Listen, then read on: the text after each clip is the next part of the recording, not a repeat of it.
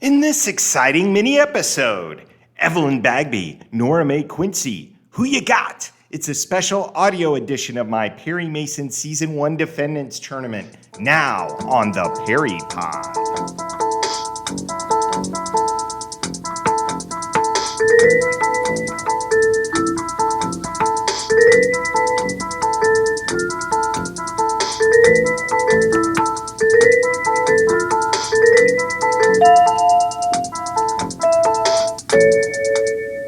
Welcome, everyone. I'm your humble host, Jonathan Searcy. Because of the demands of my school semester, I'm taking a 6-week hiatus from my typical episode summaries and analysis. We're so close to the end of Season 3. I will do my best to finish the slanderous submarines and frantic flyers we have before us before we end this calendar year.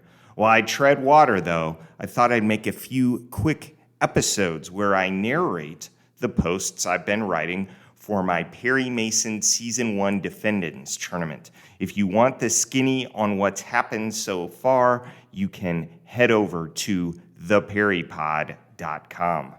Here's the setup. I put all 40 of Season 1's defendants into a bracket. They're facing off against each other for the crown of Season 1 champion. My criteria, pretty simple. Number 1, was the defendant memorable? Number 2, was the defendant the most memorable guest star in the episode? Number 3, did Perry respect the defendant? And number 4, do we have any other Perry history with the defendant? You'll see how it works soon enough. In my play-in round, Nora Quincy from The Case of the Fiery Fingers bested Anna Scream for Your Supper Hauser from The Case of the Substitute Face.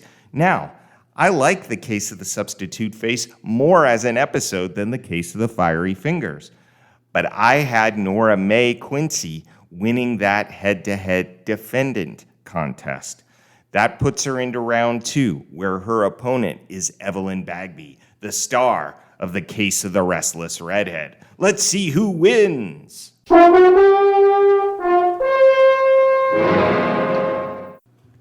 Criteria 1. Was the defendant memorable? Well, because she appears in the series' first aired episode, Evelyn Bagby will always be memorable. From her distinctive hair, not fully captured in black and white, to her distinctive eyes. I suggest, Miss Bagby, that you killed him, then telephoned me and depended upon your big blue eyes to convince me you were innocent. Maybe you'd better forget about me, Mr. Mason. Forget about those big blue eyes. She's the client, a wronged woman framed by 2 timing men. Can't she get a break? I think of Nora Quincy first when I think of The Case of the Fiery Fingers. The problem is, I don't think of it all that often. Nora nails her part, no doubt, but, and I admit this is a bias, I remember her less fondly than Evelyn Bagby. Her homespun prescriptions, her play acting with expensive jewelry, her lowball fee for Mason's services. Well, I don't think a man like you ought to work for too little money. I couldn't agree with you more. Would $5 be all right? They all scan as annoying rather than charming. Advantage, Evelyn Bagby. Criteria 2. Was the defendant the most compelling non-permanent character in the case? The Case of the Restless Redhead has intriguing supporting characters. Redhead lover and gun enthusiast Mervyn Aldrich. Mr. Aldrich, why did you give Harry Merrill that money? To prevent him from causing a scandal about my fiancée. Divorced and engaged to be married actress Helene Cheney. I believe you know Miss Bagby. I know of her. She stole some jewelry of mine. She was acquitted. She was fortunate. And who could forget hotel proprietor and put-upon husband Louis Bowles? I figured it out. If I killed him, I could get the money. I could get the money and get away from her. But Evelyn outshines them all. It's really not close. In The Case of the Fiery Fingers, Nora is the most compelling character.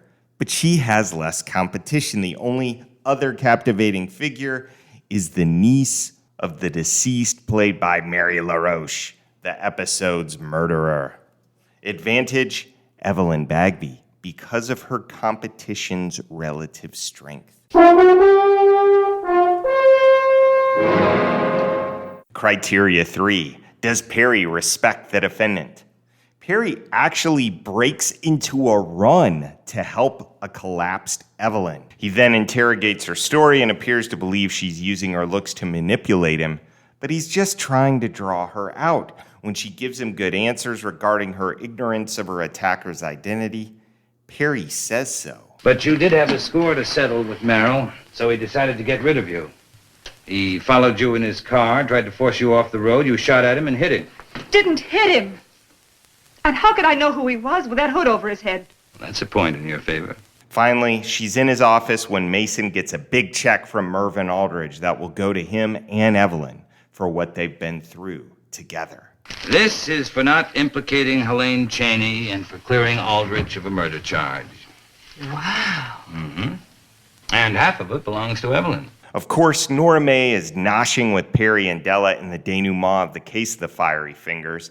The trio sip coffee, dine on fine china, and Perry and Della can only exchange hammy glances as Nora May steals the scene, offering Perry his fee.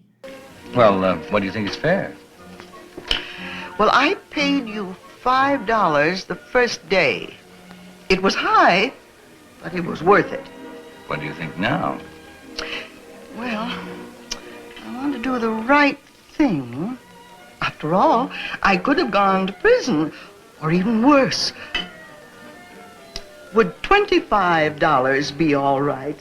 Just exactly the figure I had in mind. Well, good. I've got it right here.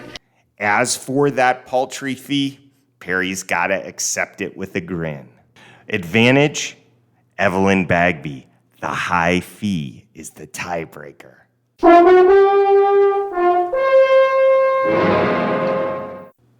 Category 4. Do we have a prior history with the actor or actress? Whitney Blake, oh, you bet we'll see her again. Also as a distinctively haired client in season 1. We love you no matter what your hair color is, Whitney. Alas, Nora May portrayer Lenore Shanewise only appeared on the show once. Advantage, Evelyn Bagby. Final verdict, the judge finds Evelyn Bagby the victor in this head-to-head matchup. Congratulations, Evelyn. Your prize is a brand new suite in the Villa España apartments. We'll throw in a new set of pillowcases, too. Congrats. And thanks again for tuning in to this mini episode of The Perry Pod. Check out more posts in my Season 1 Defendants tournament at theperrypod.com. Send me an email at theperrypod@gmail.com. And whatever you do, keep on walking that Park Avenue beat.